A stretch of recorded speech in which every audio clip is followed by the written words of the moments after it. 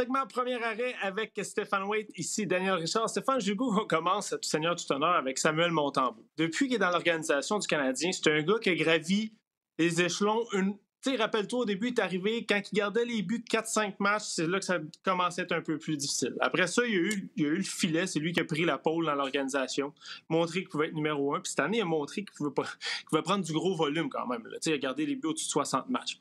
Là, la question, c'est de savoir s'il était capable de bien performer en série. Ça fait juste 2 matchs. Mais Colin, à date, si le Canadien est en arrière 0-2, c'est certainement pas de sa faute. Il a très bien fait. Comment tu l'as vu, toi, dans les 2 premiers matchs de la série? Bon, le test est réussi pour Sam en début de série. Aucun doute là-dessus. Oui, il a joué 60 matchs. Moi, mon inquiétude pour les gardiens de but qui jouent 60 matchs et plus, on parle des Samuel Montembeault, on parle des Connor Hellebuyck, on parle des Vasilevski. C'est pas en début de série qui m'inquiète. C'est si les séries se prolongent. C'est long, les séries. Et tu vas pas dans les séries pour jouer 4 matchs. Tu joues dans les séries pour jouer 20 quelques matchs pour t'amener à la Coupe Stanley. Et c'est là que les saisons de 60 matchs peuvent te rattraper. Ceci étant dit, Sam Montembeault, en ce moment, après 2 matchs, est certainement un des bons gardiens de but depuis le début des séries dans la Ligue. Moi, ce que j'aime de Sam en ce moment, c'est qu'il est en contrôle.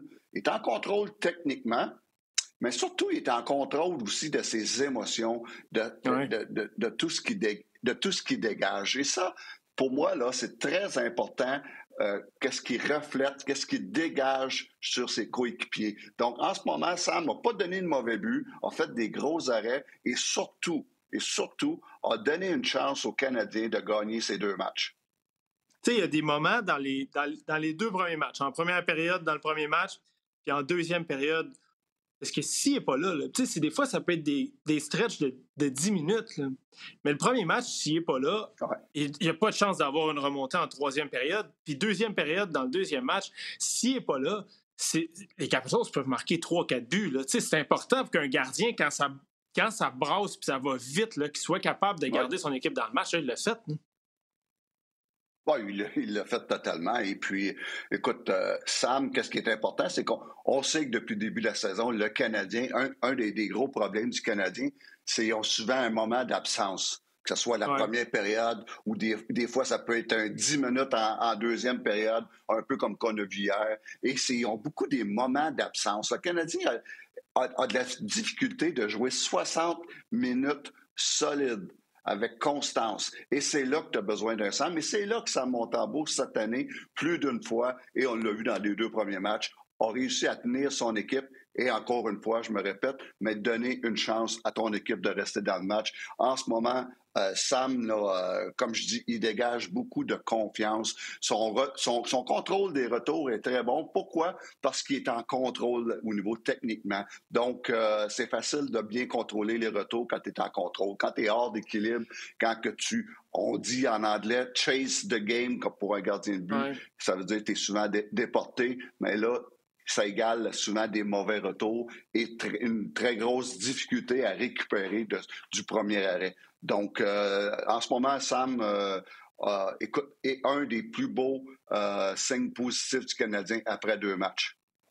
Quand tu vois, il a déjà joué des matchs importants, là, évidemment, puis le Canadien est dans une course aux séries depuis le retour des fêtes. Mais quand un gardien, dans son cas, dispute un premier match en série, comme coach des goalers, techniquement, tu peux t'assurer qu'il est prêt. Mais peux-tu faire quelque chose pour t'assurer que le gars il est calme, qu'il ne joue pas la game toute la journée avant, qu'il n'est pas trop nerveux, ou ça, c'est dans les mains de ton gardien de but, puis rendu là, tu te croises les doigts qu'il va réagir de la bonne façon? Non, comme coach de gardien de but, c'est certain que tu as beaucoup d'impact au niveau de sa concentration, au niveau de sa confiance. C'est du faire voir que tout ce qu'il fait en ce moment, il le fait bien et de continuer dans le même chemin. Et c'est du montrer sur vidéo, OK, regarde, telle chose, t'as été bon pour ça. Et c'est du rappeler pourquoi il est bon en ce moment. Et comme coach de gardien de but, une des choses les plus importantes aussi, c'est de jaser avec ton gardien de but à tous les jours. Comment tu te sens? Comment tu te sens entre les 2 matchs? As-tu besoin d'aller sur la patinoire? As-tu besoin de pratiquer? As-tu besoin de passer 35 minutes sur la glace? Ça va-tu t'aider? Ça va-tu te rendre meilleur ou ça va juste te fait gaspiller des énergies que tu vas avoir besoin pour le match de demain soir ou les fameux morning skate le matin des matchs. Tu es obligé d'y aller. Et si le gardien de but dit non, je ne sens pas l'utilité d'y aller, mais il faut que tu écoutes ton gardien de but parce que tu as besoin de toutes les énergies. Je me souviens, moi, Carey Price, il me disait tout le temps, spécialement dans les séries, il me disait, Steph, rest is a weapon. Ça veut dire, moi, plus je suis reposé, meilleur que je vais être ce soir. Et c'est important d'avoir cette communication-là avec ton entraîneur des gardiens de but. Donc, moi, là, la clé pour Sam, c'est de gérer ses énergies. Et puis, le reste, tout est en contrôle. Les meetings qu'on a eus avant le début des séries, habituellement, tu étudies l'adversaire, les tendances de chaque joueur. Un exemple qui est facile à donner, Sam a affronté Ovechkin. Donc, on sait où est Ovechkin, on sait ce qu'il va faire. Maintenant, c'est comment qu'on va le jouer. Si Sam défie trop le porteur de la rondelle dans le haut de la zone quand les défenseurs ont la rondelle, donc ça va être difficile pour Sam de battre cette fameuse passe-là qui va donner à Ovechkin son fameux lancer sur réception.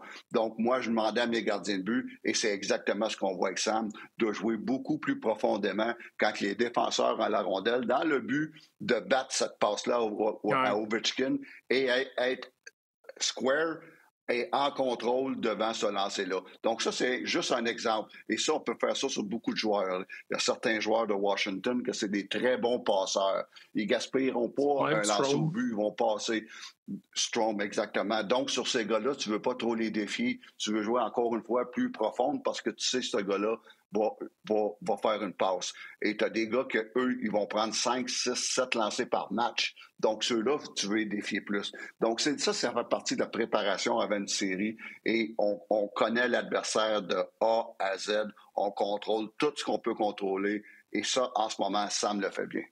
En tant que coach des gardiens, quand tu vois, dans ce cas-ci, Samuel qui a été bombardé en première période, est-ce qu'après 5 minutes, tu te dis, OK, mon gars, il est prêt, il est confiant, techniquement, il est là, ou un match de hockey, il y a trop d'affaires qui peuvent changer pour être sûr que ton gars est dans zone? Non, écoute, le premier match, là, tu voyais, malgré une première période difficile du Canadien, que Sam était en contrôle de tout, comme je disais tantôt, en contrôle de ses émotions, en contrôle techniquement. Il voyait très bien la rondelle, ce qu'on appelle un bon puck tracking. Ça, c'est une bonne indication. Et tu sais assez rapidement, comme entraîneur de gardien de but, si ton gardien de but inspire confiance et s'il est en contrôle, tu le sais assez rapidement. Mais si j'aurais été l'entraîneur des gardiens de but des Capitals de Washington, le premier match, ça aurait été totalement différent. Et Logan Thompson, qui a donné seulement un but dans le premier match et a des meilleurs stats que Sam dans le premier match. Mais malgré ça, j'aimais mieux Sam. Parce que Logan Thompson était ce qu'on appelle shaky. Beaucoup de mauvais court retour. Pourquoi? Parce qu'il était souvent pas en contrôle. Ce que je disais tantôt, courait après la rondelle, chase the game comme gardien de but. Et ça le mettait dans des situations de hors d'équilibre, souvent déporté dans son filet. Et ça, je m'attendais à ça. Le pauvre Logan Thompson a manqué les 20 derniers jours de la saison dû à une blessure, a manqué les 6 derniers matchs. Et le gars a eu seulement 2 entraînements avant de débuter cette série-là. Donc, je m'attendais à un gardien de but un peu tout croche. C'est ce que j'ai vu, mais il faut donner crédit à Logan Thompson. S'il a une grosse qualité, et c'est sa plus grosse qualité, c'est qu'il bataille, il compétitionne dans le filet. Ouais. Il abandonne jamais. Des fois, c'est pas très joli son affaire, mais moi, juste qui lâche, qui abandonne pas. Et ça, c'est une grosse qualité des gardiens de but. Il y a des gardiens de but dans la Ligue nationale qui sont très, très, très bons techniquement, mais ils n'ont pas cette qualité-là que Logan Thompson a de se battre dans le filet et des arrêts de désespoir. On appelle en anglais, là, souvent, j'ai dit les 3 fameux mots, là, battle, compete, desperation. Et ça, Logan Thompson, là, et il a encore été très bon hier à ce niveau-là, a fait des arrêts du désespoir. Et ça, c'est une grosse qualité de Logan Thompson qui pour moi, est une moucheuse de belle histoire dans la Ligue nationale. Un gars qui vient de signer finalement un bon contrat à long terme un gars qui n'a jamais été repêché, un gars qui a joué dans la East Coast League, et qui les Golden Knights ils ont donné une chance de jouer dans la Ligue nationale et il l'a pris. Pourquoi? Parce que c'est un gars qui compétitionne. C'est sa plus grosse qualité. Et hier, il faut donner ça. Logan Thompson, la mauvaise nouvelle pour le Canadien, c'est que, pour moi, plus que la série va s'allonger, meilleur il va être. Parce qu'à cause de son inactivité qu'il y a eu, je m'attendais à un début de saison, un début de série moyen, et plus qu'il va aller, je pense, meilleur qu'il va être. Je t'amène du côté des Oilers West. Ça reste que, oui, vas-y. Ça reste que c'est tout un duel. Après 2 matchs, c'est un beau duel de gardien de but qu'on assiste. Oui, vraiment. Je t'amène un peu moins positif du côté des Oilers. Stuart Skinner a accordé 11 buts en 2 matchs. Pas terminé le match d'hier. La question que je me pose, là, lui, là, il sait qu'un des meilleurs joueurs de l'histoire dans son équipe qui n'a pas encore de Coupe Stanley. Ils ont perdu en 7 l'année passée. Si jamais Connor McDavid devait jamais en gagner de Coupe Stanley, ce sera pas de la faute à Stuart Skinner. C'est pas ça que je dis, là. Mais ça va peut-être être dans le fond de sa tête. Est-ce qu'un gardien, il y a de la pression, là. Il joue à Edmonton. Draisaitl, McDavid sont dans le prime de leur carrière. Est-ce qu'un goaler pense à ça ou est-ce qu'un goaler peut se laisser affecter par ça rendu à ce niveau-là dans la Ligue nationale? Pas clairement que Stuart Skinner se laisse affecter par ça. Je regardais le match hier. Juste ce qu'on appelle son langage du corps, son body language. Après les buts qu'il donnait, il avait la tête basse, les épaules basses. Et ça, c'est un gardien de but qui a beaucoup de pression. C'est un gardien de but qui manque de confiance en lui et ce qu'il dégage à ses coéquipiers. Moi, c'est quelque chose de tout important. Ce qu'il dégage à ses coéquipiers est néfaste pour cette équipe-là. C'est décourageant pour les Oilers d'Edmonton quand tu marques. Dans le premier but, les Oilers ont marqué 5 buts et ont perdu le match. Oui. Ça veut dire que ça te prenait 7 buts. Ça te prenait 7 buts pour gagner un match. Et hier, on en donne 5. Et quand je crois pas. Moi, j'ai jamais cru en Stuart Skinner, même si on est allé en finale de la Coupe Stanley l'année passée. Oui. C'est un gardien de but qui est mentalement que c'est difficile pour lui. C'est un bon gardien de but. C'est un gros gardien de but, bonne technique. Il manque un peu de puissance dans tout ce qu'il fait, dans ses poussées latérales, dans ses déplacements. Il manque un peu de puissance. Mais il reste que tout se passe entre les deux oreilles en ce moment. Et tu vois clairement un gardien de but en manque de confiance. Et s'il faut que tu marques 6 buts en saison, en séries éliminatoires pour gagner un match, tu es dans le trouble. Et c'est en ce moment... Moi, le Canadien, en ce moment, là, est de l'arrière 2-0 dans la série. Et sais-tu quoi? Je suis pas inquiète encore parce que Sam fait des arrêts. Sam donne à son équipe une chance de gagner. Mais si je suis à Edmonton, là, je t'inquiète parce que tes gardiens de but ne te donnent pas la chance de gagner un match. Et ça, si tu n'as pas ça, tu ne gagnes pas. C'est décourageant, là. C'est décourageant. Sam, s'il se laisse marquer en début de première période, je pense pas que le banc se dit « Oh mon Dieu, c'est terminé ». Mais du côté des Oilers, c'est sûr que tu veux pas le laisser paraître, mais tu es pas mal découragé. Non, c'est certain. Et puis, comme je disais, je regardais le body language, le langage du corps de Stuart Skinner hier, et c'est certain que ça a un effet sur son équipe. Donc, ça va être très difficile pour les Oilers s'ils n'ont pas les arrêts des gardiens de but. C'est pour ça que je me dis que les Oilers, aujourd'hui, sont dans la même situation que le Canadien.